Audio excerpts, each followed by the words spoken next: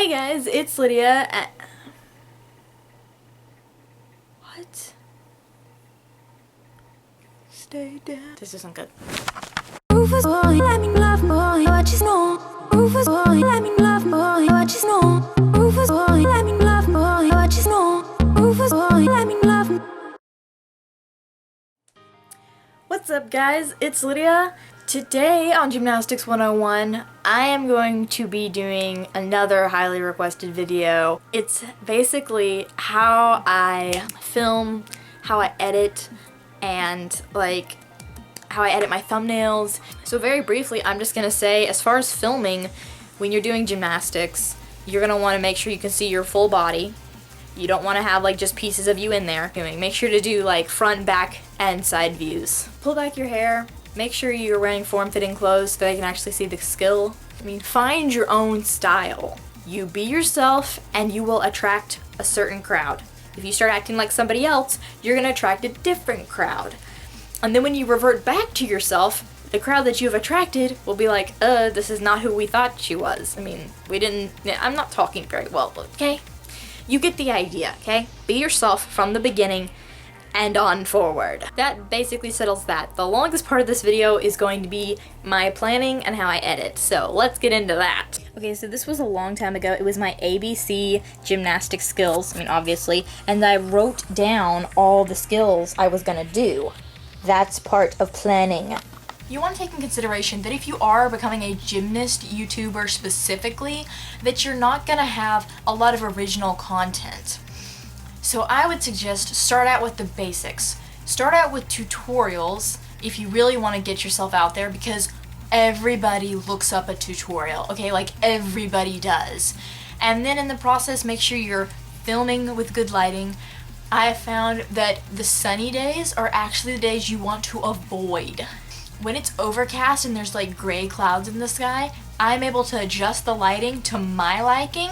The setting on my camera that I use is pop, and it really brings out the more neon going on, and I prefer the neon. It makes the grass look greener. It brings out my outfit, which is why I usually try and wear colorful outfits, so everything stands out and I can get a really good thumbnail.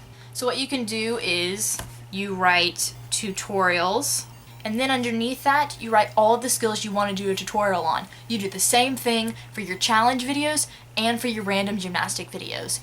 Find out where you want to film and write that underneath the skill. So recently I did a round-off tutorial. I knew what I wanted to wear, I knew where I wanted to film it, and it was an overcast day. So I was able to go out, set my camera the way I wanted to, get in the outfit I wanted to, film the video, and I had a basic idea of what I was going to say. For example, if I was doing tutorials, that's where I would be doing it. You could also do, and then you could say like you want to do that one at the park and you want to do that when you're with your friend. If you had a friend, yeah, I messed up there. Yeah, just ignore that. On to thumbnails. When it comes to taking thumbnails, with most editors, there is a setting that you can use to take your thumbnail. Whatever editor you have, just Google it and find out how to take a thumbnail, or they also can be called screenshots. That's what they're gonna be called like on your editor.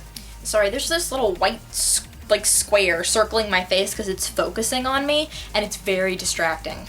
Also with your thumbnail, you want to make sure it's bright. Your entire video needs to be bright. It needs to be happy, bright colors, lots of colors. You want to grab attention. Sometimes a thumbnail that has too much busyness on it, people can't tell what it is just at a glance and they don't really want to watch it.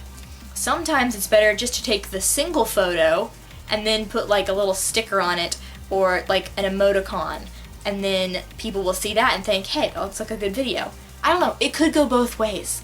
My hair is not working today. Now I'm going to attempt to show you how I edit. Okay, I don't know how to like have the thing that just films the screen, so you're gonna like see the edges over here. It's very bad. Bear with me. Okay, so my thing is right here, this thing right there, that's my editor. I use Pinnacle Studio 14. I got it offline and it actually cost money. I could not remember how much it was. So I double click that. It comes up here, Studio Ultimate, and it's loading down here. So this is my alphabet gymnastics. So you would select one of those, open it, and it can go in scenes or it can go in files. So we'll do this. Okay, so all my videos are up, and then there's like this little box you can see. I have a zit. Man, that was really ugly. Okay, so I take the video that I want, I pull it down.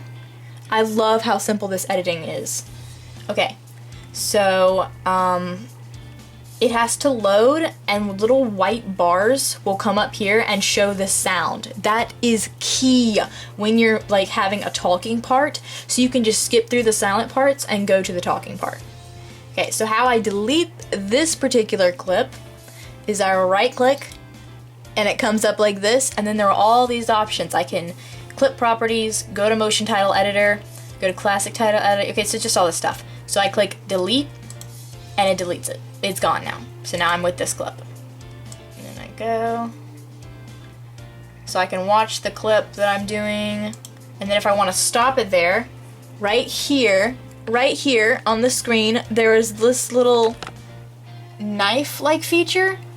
This is where I can split the clip. So I'm right there, and I want to, okay, so right here is what I use to clip with, okay? So I pull it over somewhere, and then I come back over here and I click this thing and I trim it. Now I have my video clip, and I'm just gonna delete this one. So I right click it, delete. Now I have this one. So right here, there's a little camera and a little sound sign, whatever you'd call that. You click that. So different setup here. I am now behind the camera. So I clicked that thing. And who is messaging me? Okay, so here are my videos. You click that little camera.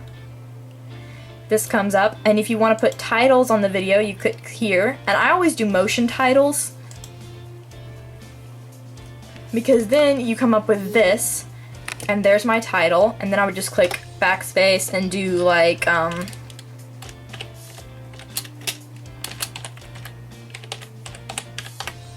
that, and then you can change the style. You can come up here and you can change the font, and you change the size here, make it bigger, and you move it around. And then you would come over here, and this is, you can put pictures on there, and you can make the pictures move. So just for example,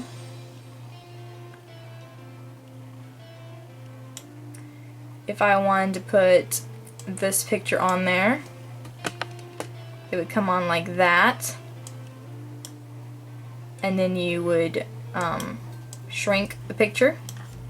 So that comes up, and now when you want to move something, you click the little motion here, and then it has all of these options that you can do. So when it comes in, this is what you would use. So for example, if I wanted it to get typed in, that's where it looks like it got typed in. And now we need the other thing to be moving, so we just grab one of those. It fades in. And now we need the exit. The exit is when it's leaving, and you can choose a different one for that. This is for the title, so it fades backwards. Types in, fades backwards.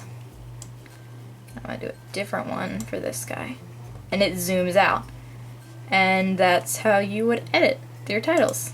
The middle part here is what the title is going to be doing once it comes in. This can get a little bit tricky because sometimes it moves too much. For instance, if I did this, I think that's a little distracting, and then it just leaves. So I personally do not like that. So try a different one. That one's a bit better. And now you X out up here, and then you can grab this and you can stretch it. So up here, you have your play, and you have your skip all the way back, go to the beginning, and this is just fast reverse. And now we play, and we can watch the entire clip. This little bar right here is gonna be moving, okay? and it's going to incorporate the title and everything, and then it's going to stop right about there. Now let's see the actual clip.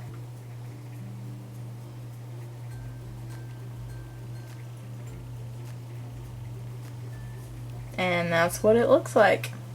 Obviously, I would not be doing all of that craziness on the video clip because that would be so distracting. Now, it's the fun part. It's taking a screenshot. So what you do first is over here, there's like a little hand with grabbing a little box. Now you have this. So you grab your little thing down here and you find the spot you want. I'm going with the little elbow stand there. Then you click grab. It grabs it. You can add it to the movie, which I do not want to do, or you save to disk. Click save to disk, and then it gives you the option of what folder you want to put it in, but it also gives you like a title you can use. So I would just say elbow stand, and then you click enter or save, and it saves it. I'm not going to go into too much about how I edit because your editing style is what's going to make your videos, you know, yours. I believe that people's video styles should be different from others so that all the videos won't look the same. That's all I'm going to cover because everyone always asks me how I get my thumbnails. That's how I get them. I believe I have talked for long enough. I know this was not what a lot of people would like to watch, but I hope it was enlightening. I hope it was what you wanted. I hope you understand how I get my thumbnails now. I hope you guys enjoyed. Bye!